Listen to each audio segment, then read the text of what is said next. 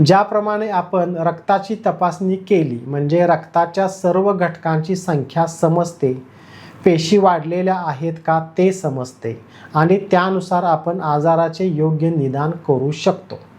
तसेच पोटाच्या आजारामध्ये एंडोस्कोपी केली जाते, म्हणजे सोप्या शब्दामध्ये आपल्या आतड्याच्या नळीचे आतून व्हिडिओ शूटिंग केले जाते व फोटो काढले जातात।